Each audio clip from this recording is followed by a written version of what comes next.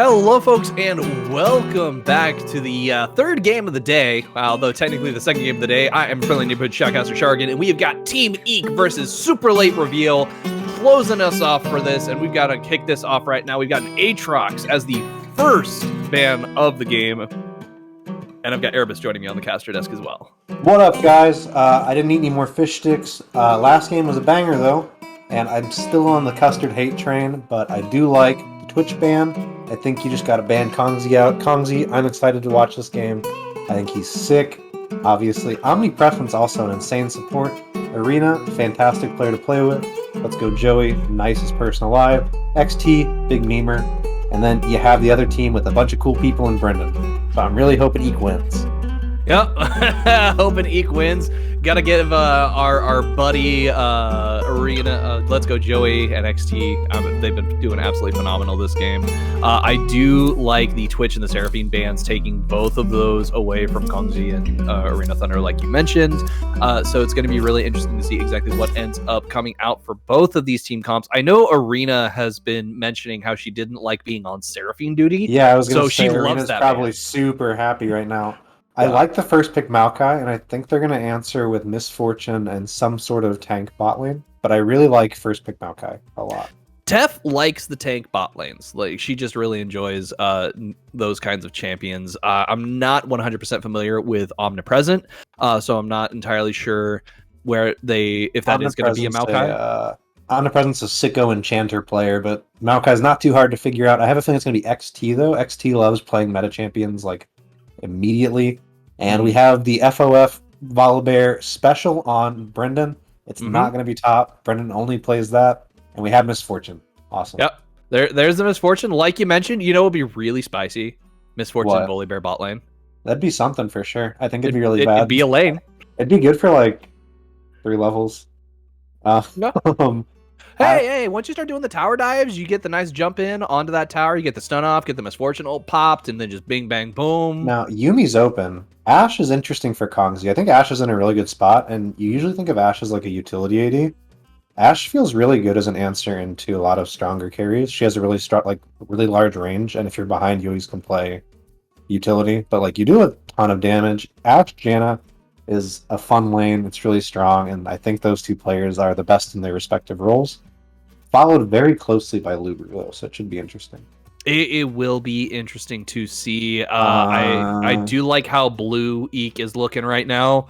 You got a little bit more green on the side of SLR. You got that Thresh pickup for Tef. Tef really good with those hooks, so it's going to be nice seeing them going in on that champ. So it's going to be just a hard engage coming out from SLR as they're looking for those nice times to jump on top. Then we're going to have a nice counter response. We've got the Vi band out. I'm not sure that's something XT would take into SLR's comp, though. Yeah, SLR must be pretty confident that it's not... that it's going to be Maokai top, which, honestly, I don't know, it's pretty safe for the most part. We've seen Joey on Maokai a couple of times. Yeah, we've seen Joey on Maokai. I think it's just going to be jungle, and I think they're laughing right now because XT's going to play it anyways. I don't like Thresh. I don't think Thresh is a good pick. I think it's really difficult to play well, and even when it's played well, you get more value out of other champions. Tef's very good at Thresh. Their Thresh is pretty clean, but I just think it's kind of a grief pick. I'd like to see a pretty heavy carry top laner for Orphic. Okay, cool. Awesome. That works. Yep, I like the pickup of the Olaf. Technically, you could flip-flop Olaf with jungle, but we haven't seen Fang on Olaf before, I don't think, but we have seen Orphic play the champion. Really, really good choice going against this Team EEK comp because you have the Whirlwind, the Arrow, and the Root coming out from all 3 of those champions that Orphic is basically, or Fang, whoever ends up taking it, is going to be able to just ignore, running straight at that back line and doing so much to just kind of continue that engage if they try to disengage or negate any sort of disengage coming out of EEK. So it'll be interesting to see, I think, based on that. And then we got Victor pick up a very, very powerful mid laner. I think Arena is going to be very happy she's on a carry champion rather than having to depend on her bot lane to get strong.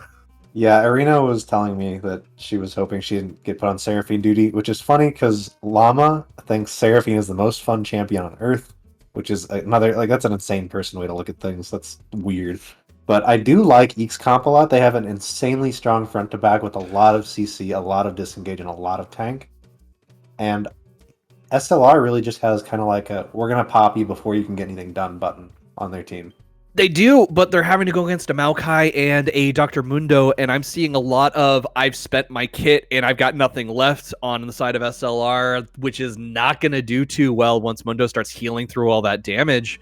Yeah, definitely. So that's going to be a bit of a rough point as this game starts to scale into the late game. But if you look at, so I think draft-wise, I'm definitely going to give it to Team EEK, but if you look at record and you look at the way SLR's been playing, kind of got to give them the edge in this one.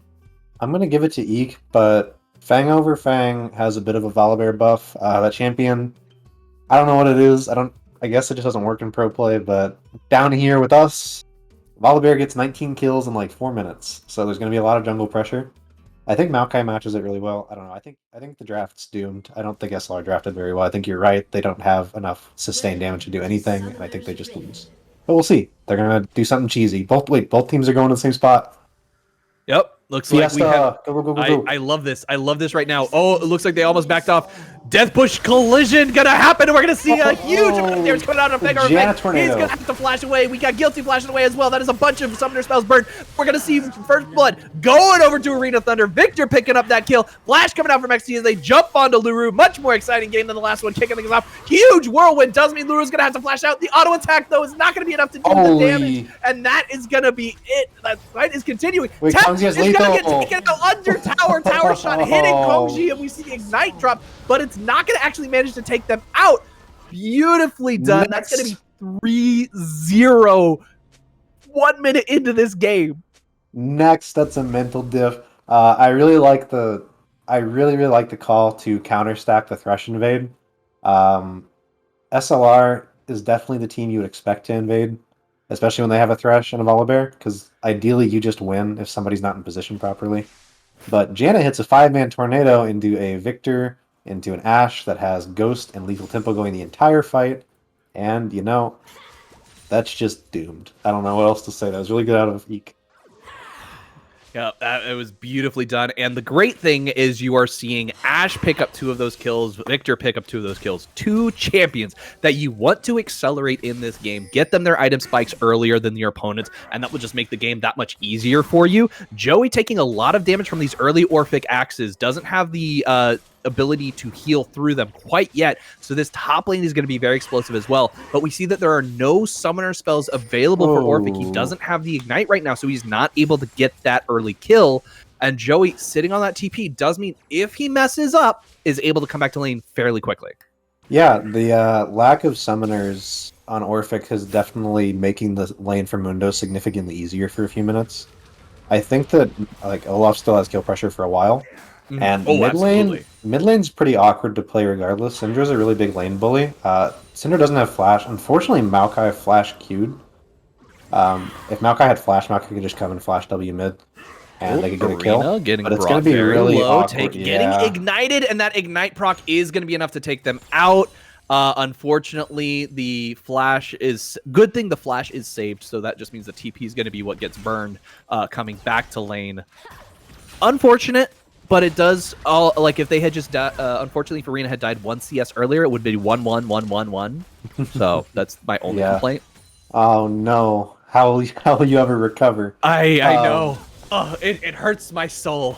That was a pretty good. I mean, Syndra is pretty difficult to play against if you like get hit by the Qs, which is a very simple sentence, but at the same time, it's kind of like Ezreal, right? Like, if you get hit by the Q, you die. If you don't get hit by the Q, you have a good time. Doesn't quite manage to pick up that Scuttle Crab. Yeah, and Fang over Fang is going to be up a pretty healthy amount of camps, and is getting double Crab. So it's going to be 28-16 in the jungle department, and that is a Maokai without flash, just kind of walking into a lane, which is a little goofy, but you know what? Live your life, XT. It's the psychological pressure diff. I think he just stole some XP from bot lane and left, which is awesome. Bot lane got 2 kills. They're fine. Yeah, give me that XP. You guys got your kills. I gave you those kills earlier. Just give me the Just for XP. calling the bush for 5 minutes to get 6. Oh. I do like Fang's proactivity. Taking that topside jungle does manage to try and set XT behind just a little bit by showing bot lane. Does Fang knows that that's a safe bet for them. Yeah. I'd like to see Brendan go mid. I think mid's their best bet. Arena has flash. Or Fang over Fang. My bad. Brendan's Fang over Fang, everybody. But I Look think at you just doxing people, giving their names away. Yeah, he lives in Philadelphia. Next up. So I think Syndra can hit a stun on the relatively low health Victor, and then Fang over Fang can just flash under tower, and they can get a kill pretty easily. I think that's the best bet. Either that or just try to get behind bot, but they have. Oh, Kongzi! Stop it! Don't do shit like that. That's actually really frustrating. And look at this Lulu getting brought so low. We have Ashe with the crystal arrows, not quite able to do enough damage. The volley is going to be up here in just a second. They do flash volley, but don't manage to connect. Taking the tower shot nearly gives over a kill. Oh, this bot lane is so spicy. Man, Kongzi and Omnipresent played that like nuts well. Like they almost killed Misfortune just under the tower standing there. And we have Fang over Fang.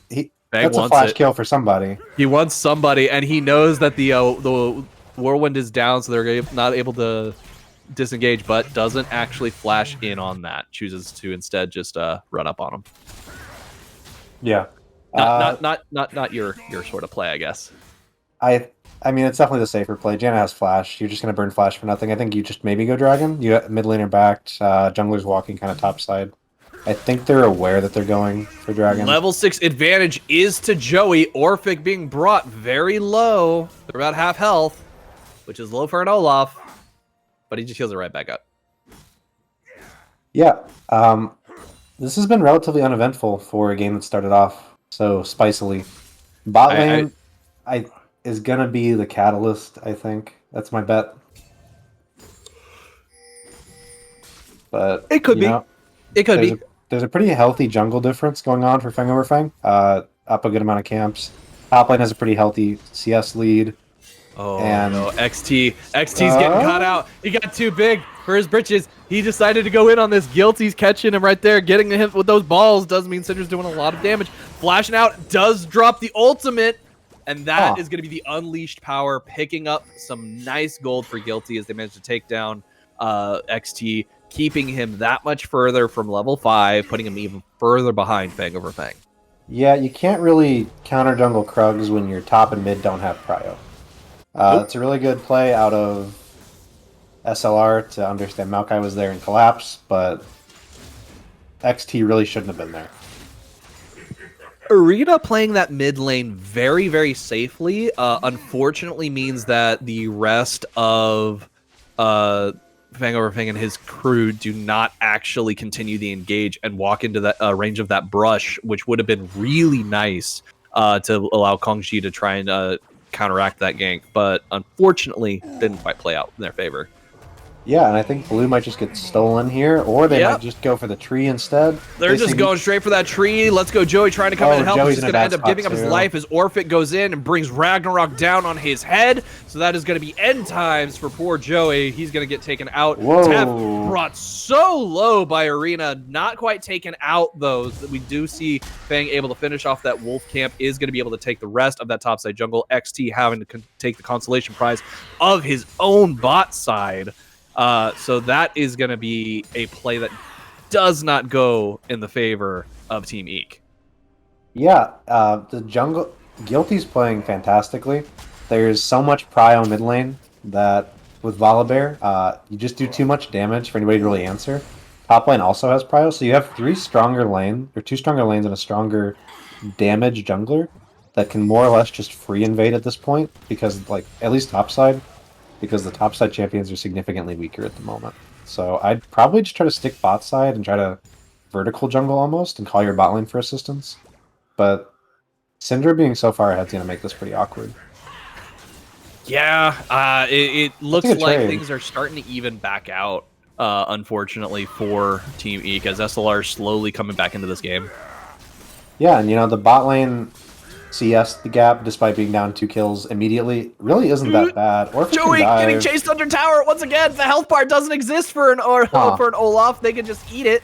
And now we see XT going for the invade in the top side. He's like, look, you've been taking all my stuff. I'm just going to finish you off right now. Try to go in. Crystal Arrow is going to find Fang over Fang. But unfortunately, the Lantern's going to be there to pull him to safety. And that means that we're going to see Team EEK losing out taking. They're going to try and take this jungle. Fang over Fang's going to be like, look, I want my stuff. This is my camps. And we see that the rest of SLR moving in on this. We do see XT pick that up. They're going to go in, get a nice root off, and unfortunately, Thresh is going to be brought down, stunned right there. Fang over Fang is going to take down XT for revenge, but Arena Thunder is going to pick up the kill. Yep. Volibear snipes that out with his Thunderbear call. I think they might be getting collapsed on it. They don't just walk out. It looks like he's just going to call it off. I think they realize they're sitting on a ward right there. Ooh, oh, Arena! Just missed. That's unfortunate. Okay, yeah, that was a lot for not that much happening. Volibear lived despite everything hitting him, which is crazy, which is the bombing cinder. And, you know, I'd say SLR is looking pretty clean right now. It's still definitely close, but with that beginning start, you'd expect them to have just kind of slowly started to lose. That is not the case. And they're slowly inching ahead in almost every lane. Yeah, we do see that Omnipresent finally got level 6. They didn't have it during that last fight. I think if they had, it would have gone a little differently. And we are seeing now Fang has also picked up level 7, so they've got the ultimate ready to drop on these turrets. So they're going to be looking for some kind of engage. Tef getting slowed quite a bit. Does manage to pick up the huge hook onto Omnipresent. The Ignite is dropped as well, but great Hourglass does mean that Omnipresent is going to survive, but Kongji is going to be brought very, very low. Guilty. Rotating down. We could be seeing Guilty looking for that Flash. kill. They do have Flash. They're going to cut Flash Q in. Do not hit anything. Oh my goodness, the burn is the only thing that gets them that kill. I think Janna's emote made that hit, to be honest. You got to time the B emote after you live, Janna. That was pretty close. That was almost a really good double kill, and Tef and Luru played that really well. I'm very surprised they didn't get 2 kills off a Misfortune double tap there. Yeah, that was very, very, I think it was a combination of luck and good shielding on the side of Omnipresent that allowed for that, plus a very well-timed ultimate and Hourglass. But that is going to result in Infernal Drake being taken by SLR. They do like this. They like having that extra auto attack damage. Just in general, just any extra damage on their team is going to be perfect for them because they're going to be scaling into this. As they scale into this game, you're going to want it for the Olaf to basically just be running things down. You want it for Syndra. Just every little bit helps. So at about 15 minutes, that will be when we really see it pop off. It's going to be interesting, though. Tef throwing out kind of a wild hook right there. Yeah, you know, what's that Wayne Gretzky quote? Every shot you don't take is a shot you miss. Tef is incorporating that into their Thresh playstyle. Every hook you don't throw is a hook missed. You know, it might hit. At the worst, you're down a Q for a little bit. And this is very true. It looks like Herald. Okay, they got Herald. Never mind. I'm a second or two behind. So it looks like they should probably just try to collapse topside and let Olaf go free. To kind of switch the bot lane up because Lure's having a rough time. Oh, Kongji brought so low. We're Mind. going to see the ultimate drop out, but unfortunately, XT is not quite able to disrupt it early enough. So that is going to be a kill over to Luru, but we do see that XT able to pick that up, get some extra gold. They're going to try and even things out. Arena's going to get collapsed on right here. Volibear just running it in, but we are going to see very good placement, very good positioning out of Arena Thunder, able to come back in there. Olaf, in the meantime, is just basically saying, Joey, you don't have a lane. Stop trying to come back to this tower. Just let me kill you. Thank you. I've got some gold. I'm going to go ahead and deal with this. Now we have the Rich Herald drop in a very awkward spot, but honestly not the worst. I believe that was a misclick. Maybe that was intentional. There's no way that was intentional. I think it was kind of intentional, but he expected Olaf to take the turret faster. I really don't know. That seems so grief. But it had like 30 seconds left. It still gets a charge off, but they could have gotten plates mid. Maybe. On the plus side, they get a tower, they get a kill, they get jungle. Top turret brought down to half health. Olaf's just going to keep on pressuring that, so it's basically going to force Joey to keep going top lane and not be able to join these team fights. Yeah, So it's got a that 50 is CS gap too in the top yeah. lane. Yeah, it's a huge CS gap. Like, Olaf basically has free reign up there at this point. Right now, ooh, nice crystal arrow coming out from Kongji. We are seeing a lot of damage coming out from those arrows. It's not going to be enough to pick up the kill, as the league camera is very well aware of that, jumping to the mid lane. Oh man, cleanse was up in like 0.2 seconds too. That's unfortunate. Ashe is just a terror when you're good at Ashe. You do It so much really damage, you have so much CC, and once that Q's going, it's a gross amount of damage that comes out. Like when you can trade with Misfortune by just standing there, you know you do a good amount of damage. Yeah, it's unfortunate that there's really not a lot that they can do to fight against it right now. Like, you got to have that thresh there, or have the cleanse up in order to really be able to defend against this Ashe. Yeah, I think they should probably just try to rotate out of the lane or call Volibear down to get the gank off. Mm-hmm. Top's more than happy to be top at this point, and Maokai's going to have to do something top eventually. But I think they just bring 4 down bot lane and try to open it up and get Ashe out of like being able to farm comfortably and try to That might be accelerate what happens. As we can see, that is exactly the same game plan that EEK has, as they're bringing 4 down to this bot lane. Tef going in onto XT does get rooted. Omnipresent coming in, dropping the shield on XT, does manage to block a lot of damage from that double tap, but unfortunately we're going to see the bullet time coming out from Tef. Tef is down. I've only got like 3/4 of their health. We are now seeing Kongji finally arriving. Crystal Arrow is going to go out. Syndra's flashing away to avoid it. Very well played, very good positioning, and calmly executed from the side of SLR. Does mean that there's going to be a lot of pressure across the rest of this map, and not a lot that EEK is actually able to do. They're finally going to be picking up a turret, taking down this bot lane, but mid lane is already gone. Yeah, I like the play out of EEK. You know, they identified their strong side. It's bot. Arena's actually up CS and is 2-1. So mid bot's their strong side. Send everyone bot, see what happens. They almost got some kills, and they got a bot tower out of it. They lost mid in the meantime, but I mean, you're going to have to try to accelerate your winning lanes faster than they can accelerate their winning top side. So I think that's the right play to go for. I'm interested to see how this dragon fight goes and if they go for it at all, because if Olaf comes down, it's going to be doomed. It's going to be unless they get a pick. Oh, they might just get a pick. Luru's caught out. The cleanse is dropped, but unfortunately, lots of CC, lots of disruption coming out from the side of EEK, as that is exactly what Misfortune yells as they get taken out. Cheesers. The pink ward didn't see, and they get the cheese off, and that's just unfortunate for Luru. Burn cleanse and just dies for it. Yep. Oop. Orphic is going to use the Ragnarok to avoid the CC, but unfortunately they're just going to start taking damage. They jump onto Jaffe, trying to take him out before the rest of this fight continues. Fang over Fang getting brought super low, but they're going to be taken out by the lasers from Arena Thunder. Arena doing what Victors do best, trying to carry this game. Unfortunately, it's not going to be enough, as the target acquisition was just too spread out. SLR managed to pick up a number of kills, wiping out the entirety of the EEK squad, so only Arena is left. Man, that was a weird fight. It looked really, really good out of Team EEK, right? Like, they get the pick on Luru. It's really disjointed. Olaf's coming in from the top side.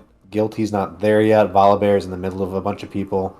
And Victor gets off damage, but, you know, Guilty one-pops the Ashe with Syndra button. Very interactive moment, and they played it really well. Orphic got a triple kill, so that is a insanely strong Olaf with 2 items at this point. And it's going to take a lot of people to try to kill him if he has his ultimate up. Yeah, that's the really tough part, is you need Mundo to be there to kind of soak up damage. But when he's so far behind this Olaf, there's nothing they can do. So they're kind of just stuck. Joey is doing what they can. They're positioning themselves in the right spot, but unfortunately, just they don't have the items and the levels to do what they need to be doing.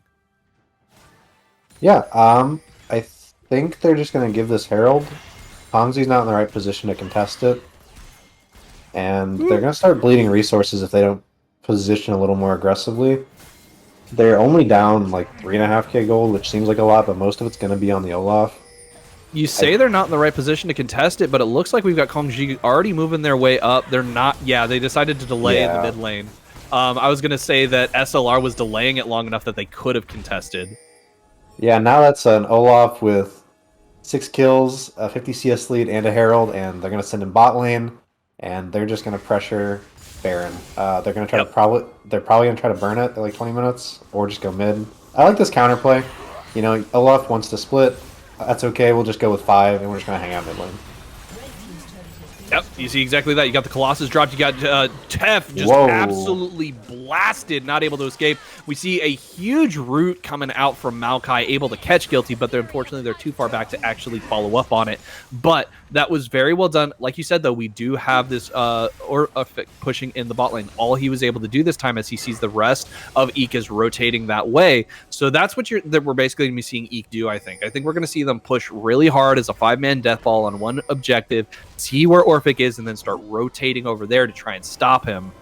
So that's kind of the best strategy in this point. It's just going to be really, really tough if they don't manage to win the 4v5.